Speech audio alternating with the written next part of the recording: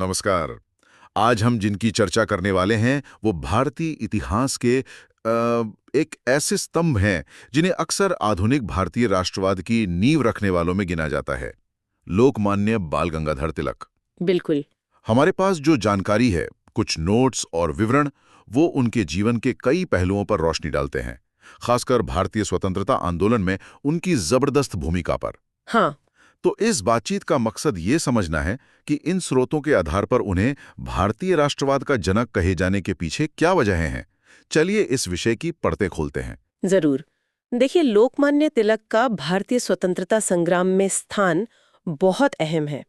उनके अपनाए गए तरीके, चाहे वो पत्रकारिता हो या सार्वजनिक त्योहारों का राजनीतिक इस्तेमाल, उस शुरुआती दौर की राष्ट्रवादी रणनीतियों को समझने के लिए बेहद जरूरी हैं।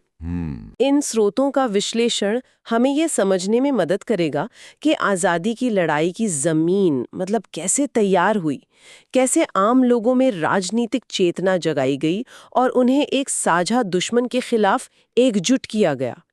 ये सिर्फ इतिहास नहीं, एक तरह से जन आंदोलन बनाने की कला का अध्ययन भी है। तो शुरू करते हैं उनके परिचय से। जानकारी के मुताबिक उनका जन्म 23 जुलाई 1856 को महाराष्ट्र के रत्नागिरी में हुआ था। हाँ, कोंकण में। उन्हें जाहिर तौर पर एक महान स्वतंत्रता सेनानी और आंदोलन का प्रणेता बताया गया है।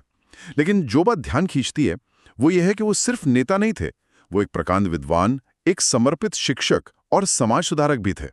ये सारी भूमिकाएं एक साथ, मतलब ये उनके राष्ट्रवादी बनने और काम करने के तरीके पर कैसे असर डालती होंगी। यहाँ दिलचस्प बात यह है कि उनकी ये विभिन्न भूमिकाएं, आप देखिए, आपस में जुड़ी हुई थीं और एक दूसरे को मजबूती देती थीं।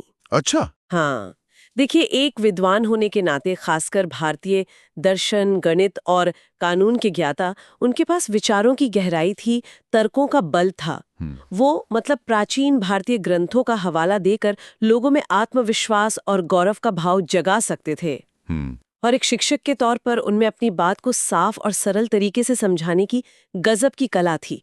ये क्षमता उन्हें सिर्फ पढ़े लिखे लोगों से ही नहीं बल्कि आम जनता से भी जुड़ने में मदद करती थी। और वो जो समाज सुधारक वाली भूमिका थी, क्या उसने उन्हें जमीनी हकीकत से जोड़े रखा? निश्चित रूप से। एक समाज सुधारक के तौर पर सक्रिय होने की वजह से उन्हें भारतीय समाज की जटिलताओं, उसकी आंतरिक कमजोरियों जैसे जाति प्रथा वगैरह और उसकी ताकतों की, क्या कहते हैं, गहरी समझ थी। सही। वो जानते थे कि सिर्फ राजनीतिक आज़ादी काफ़ी नहीं है, सामाजिक एकता और सुधार भी उतने ही ज़रूरी हैं। उन्हें एहसास था कि भाई, जब तक समाज अंदर से मजबूत और एकजुट नहीं होगा, तब तक बाहरी दुश्मन से लड़ना मुश्किल है। हाँ, ये बात तो है। यही समझ बाद में उनके गणेशोत्सव और शिवाजी उत्सव जैसे आयोजनों के पीछे की प्रेरणा बनी, जिनका मकसद सिर्फ पूजा नहीं, समाज को जोड़ना भी था। तो ये तीनों भूमिकाएं, विद्वान, शिक्षक, सुधारक, आप कह सकते हैं कि उनके राजनीतिक व्यक्तित्व की मजबूत नींव बनी। अब आते हैं उनके तरीकों पर, उनके उपकरणों पर।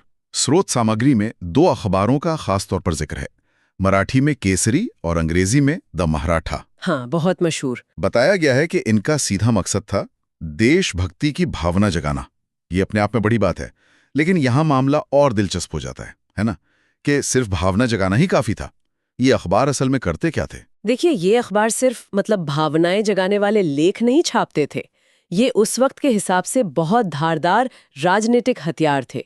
केसरी जो मराठी में था, उसका अंदाज तो बेहद जोशीला, सीधा और आम लोगों की भाषा में होता था। अच्छा। उसमें ब्रिटिश सरकार की नीतियों की, आप कहिए, तीखी आलोचना होती थी, चाहे वो किसानों के मुद्दे हों, अकाल राहत में कोताही हो या प्लेग जैसी महामारी से निपटने में सरकार की नाकामी हो। ये आम मराठी मानुष के आवाज बन गया, उसे राजनीतिक रूप से जागरूक और, क्या कहते हैं, मुखर बना रहा था। इसकी भाषा ऐसी थी कि लोग चौपालों पर इसे पढ़कर सुनाते थे, जिससे इसका असर कई गुना बढ़ जाता था। अच्छा, यानी केसरी सीधे जनता से संवाद कर रहा था। तो फिर अंग्रेजी में द महरत्ता निकालने की क्या जरूरत पड़ गई? द महरत्ता की भूमिका अलग थी, लेकिन उतनी ही महत्वपूर्ण। ये अंग्रेजी में था, इसलिए इसका पाठक वर्ग अलग था। भारत का पढ़ा लिखा तबका, बुद्धिजीवी, वकील, अन्य प्रांतों के नेता और सबसे अहम, खुद ब्रिटिश अधिकारी। हाँ, अंग्रेज भी पढ़ते होंगे। बिल्कुल। महत्ता में तर्क ज्यादा अकेडमिक और विश्लेषणात्मक होते थे। इसके जरिए तिलक अपनी बातें और राष्ट्रवादी दृष्टिकोण उन लोगों तक पहुंचाते थे जो नीति निर्माण को प्रभावित कर सकते थे या जो अखिल भारतीय स्तर पर विचार विमर्श में शामिल थे। समझ गया। ये एक तरह से ब्रिटिश सरकार को उन्हीं की भाषा में जवाब देने और भारतीय पक्ष को बौद्धिक स्तर पर मजबूती से रखने का मंच था। तो आप देखिए, एक अखबार जनता को आंदोलित कर रहा था, दूसरा नीति निर्माताओं और बुद्धिजीवियों को संबोधित कर रहा था। ये दोहरी रणनीति बहुत प्रभावी थी उस जमाने में। सही बात है। कलम की ताकत के साथ साथ तिलक ने लोगों को जोड़ने का एक और अनूठा तरीका अपनाया जिसका जिक्र इन स्रोतों में है। सार्वजनिक गणेश चतुर्थी और शिवाजी जयंती समारोहों को बड़े पैमाने पर आयोजित करना और लोकप्रिय बनाना। हाँ, ये बहुत महत्वपूर्ण था। जैसा कि बताया गया है, मकसद था अंग्रेजी शासन के खिलाफ भारतीयों को एकजुट करना। ये थोड़ा घुमावदार रास्ता लगता है। त्योहारों से राजनीतिक एकता कैसे सत्ती होगी? देखिए, ये तिलक की दूरदर्शिता का कमाल था। उन्होंने समझा कि धर्म और संस्कृति ऐसी चीजें हैं जो लोगों को भावनात्मक स्तर पर गहराई से जोड़ती हैं। उस दौर में सीधे राजनीतिक सभाएं करना अक्सर मुश्किल होता था। सरकार का दमन रहता था। ऐसे में धार्मिक और सांस्कृतिक त्योहारों ने लोगों को बड़ी संख्या में एक साथ आने का एक तरह से सुरक्षित मंच दिया। अच्छा, सेफ स्पेस जैसा? हाँ, बिल्कुल। गणेश चतुर्थी, जो पहले ज्यादातर घरों तक सीमित थी, उसे सार्वजनिक पंडालों में लाकर उन्होंने विभिन्न जातियों और समुदायों के लोगों को एक साथ खड़ा कर दिया। ये सामाजिक एकता की दिशा में एक बहुत बड़ा कदम था। और शिवाजी जयंती, उसका क्या खास महत्व था? शिवाजी जयंती के माध्यम से उन्होंने मराठा गौरव और इतिहास को पुनर्जीवित किया। शिवाजी को एक ऐसे नायक के रूप में प्रस्तुत किया गया जिसने विदेशी, उस समय मुगल सत्ता को चुनौती दी थी। इसका छुपा हुआ संदेश साफ था, अगर हम पहले विदेशी शासन से लड़ सकते थे तो अब ब्रिटिश शासन से क्यों नहीं? अच्छा, ये इशारा था। बिल्कुल। और इन त्योहारों में सिर्फ पूजा पाठ नहीं होता था, वहां देशभक्ति के गीत गाए जाते थे, नाटकों का मंचन होता था, भाषण होते थे जिनमें राष्ट्रवादी विचारों को, अब कहिए, सांस्कृतिक चाशनी में लपेटकर पेश किया जाता था। वाह! अगर हम इसे बड़े परिदृश्य से जोड़कर देखें तो ये सांस्कृतिक राष्ट्रवाद की एक तरह की प्रयोगशाला थी। तिलक लोगों की साझा सांस्कृतिक पहचान को जगाकर उनमें राजनीतिक एकता की भावना भर रहे थे। ये तरीका आंदोलन को सिर्फ पढ़े लिखे लोगों तक सीमित रखने के बजाय उसे जन जन तक ले गया। ये सब गतिविधियां, चाहे वो अखबारों में तीखे लेख हों या त्योहारों के जरिए लोगों को इकट्ठा करना, ज़ाहिर है ब्रिटिश सरकार की नज़र में तो खटकती होंगी। बिल्कुल खटकती थी। स्रोत बताते हैं कि तिलक को उनके साहसिक लेखन और भाषणों के लिए कई बार गिरफ्तार किया गया, उन पर राजद्रोह के मुकदमे चले, और दिलचस्प बात यह है कि अंग्रेजों ने उन्हें एक उपाधि दी, फादर ऑफ इंडियन अनरेस्ट, यानी भारतीय अशांति का जनक। हाँ, वैलेंटाइन शिरोल ने कहा था। इस उपाधि का क्या मतलब निकाला जाए? ये तो नेगेटिव लगती है। देखिए, ये उपाधि, जिसे अंग्रेजों ने बेशक नकारात्मक रूप से इस्तेमाल किया, असल में तिलक के बढ़ते प्रभाव का अनजाने में किया गया एक तरह का स्वीकारोक्ति थी। अच्छा, हाँ। अशांति का मतलब था कि तिलक ने ब्रिटिश राज के आरामदायक शासन में हलचल मचा दी थी। उन्होंने लोगों को सवाल पूछना सिखाया, अपने अधिकारों के लिए आवाज उठाना सिखाया और सरकार की नीतियों पर प्रश्न चिन्ह लगाना सिखाया। अंग्रेज उन्हें एक खतरे के रूप में देख रहे थे, एक ऐसे व्यक्ति के रूप में जो स्थापित व्यवस्था को चुनौती दे रहा था और भारतीयों को उनके खिलाफ एकजुट कर रहा था। तो एक तरह से ये उपाधि तिलक की सफलता का प्रमाण थी, भले ही अंग्रेजों की नीयत कुछ और हो।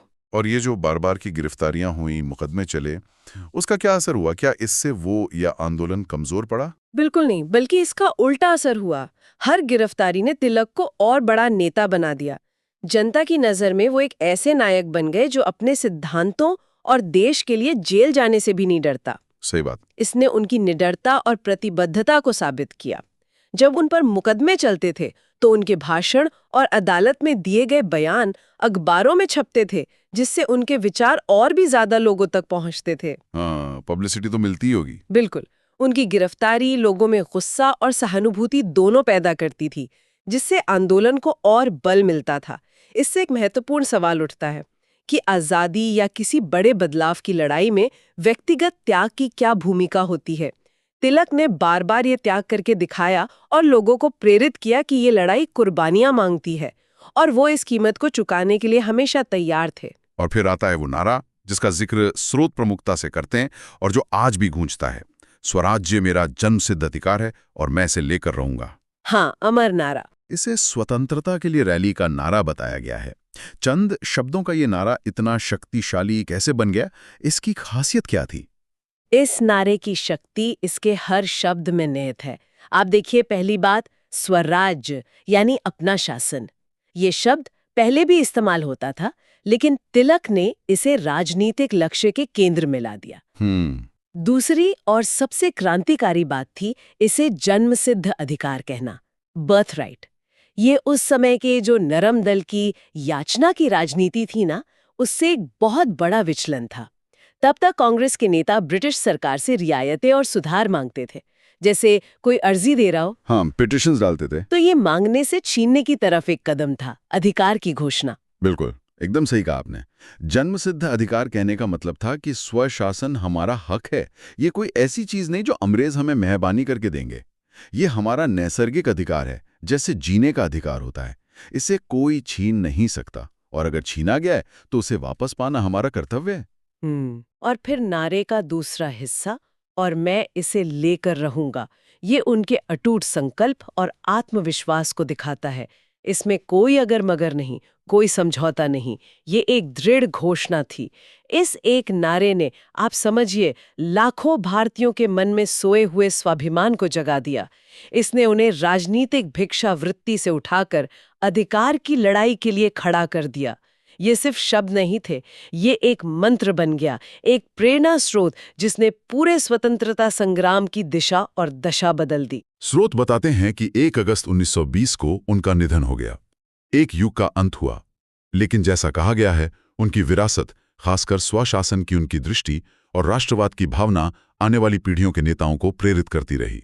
बिल्कुल। तो अगर हम पूरी चर्चा और स्रोत सामग्री को समेटें, तो तिलक का मुख्य योगदान क्या था? इसका कुल मिलाकर क्या मतलब है? देखिए, स्रोत सामग्री के आधार पर तिलक के योगदान को हम कुछ मुख्य बिंदुओं में देख सकते हैं। पहला, जन लामबंदी की कला। उन्होंने पहली बार, आप कह सकती हैं, सफलतापूर्वक प्रेस, केसरी, मराठा और सांस्कृतिक प्रतीकों, गणेशोत्सव, शिवाजी जयंती का इस्तेमाल करके राष्ट्रवाद के अमूर्त विचार को आम जनता तक पहुंचाया और उन्हें आंदोलन से जोड़ा। ये बहुत बड़ी बात थी। हाँ। दूसरा, राजनीतिक लक्ष्य की स्पष्टता और निडरता। उन्होंने स्वराज्य को जन्मसिद्ध अधिकार बताकर स्वतंत्रता संग्राम का लक्ष्य साफ कर दिया और इसके लिए हर जोखिम उठाने, यहाँ तक कि बार-बार जेल जाने का साहस दिखाया। उनका नारा इसी का प्रतीक है। सही। तीसरा, उन्होंने कांग्रेस के भीतर और बाहर एक गरम दल या कहिए उग्रवादी राष्ट्रवादी धारा का नेतृत्व किया, जिसने नरम दल की याचना की राजनीति को चुनौती दी और संघर्ष के नए, ज्यादा जुझारू तरीकों को जन्म दिया। और चौथा, उन्होंने अपने विचारों और कार्यों से महात्मा गांधी समेत भविष्य के कई नेताओं के लिए जाने अनजाने में जमीन तैयार की, भले ही बाद में गांधी जी के तरीके अलग थे। और इसीलिए उन्हें भारतीय राष्ट्रवाद का जनक कहा जाता है, जैसा कि स्रोत बताते हैं। क्या यह सही उपाधि है? हाँ, भारतीय राष्ट्रवाद का जनक उपाधि इसी व्यापक प्रभाव को दर्शाती है। हालांकि राष्ट्रवाद के बीज पहले से बोए जा रहे थे, कई और नेता भी थे, लेकिन तिलक ने उसे एक संगठित, मुखर और लोकप्रिय आंदोलन का रूप देने में शायद सबसे महत्वपूर्ण भूमिका निभाई। उन्होंने राष्ट्रवाद को क्या कहते हैं, ड्राइंग रूम की बहसों से निकालकर गली मोहल्लों और आम आदमी के दिलो दिमाग तक पहुंचा दिया। अच्छा। उन्होंने लोगों में ये विश्वास पैदा किया कि स्वराज्य संभव है और ये उनका अधिकार है। इस मायने में वो आधुनिक भारतीय राष्ट्रवाद के मुख्य वास्तुकारों में से एक थे, जैसा कि हमारे स्रोत इशारा करते हैं। तो ये थी लोकमान्य तिलक के जीवन और योगदान की एक झलक, जो हमें उपलब्ध जानकारी से मिलती है। हमने देखा कि कैसे एक विद्वान, शिक्षक और समाज सुधारक ने अपने समय के सबसे प्रभावशाली राजनीतिक नेताओं में से एक बनने के लिए अपनी कलम, अपनी आवाज और हाँ, सांस्कृतिक प्रतीकों का इस्तेमाल किया। बिल्कुल। उनका नारा आज भी हमें उस दौर के जुनून और संकल्प की याद दिलाता है। और जाते जाते एक विचारणीय बिंदु छोड़ते हैं, जो इसी चर्चा और स्रोत सामग्री से उभरता है।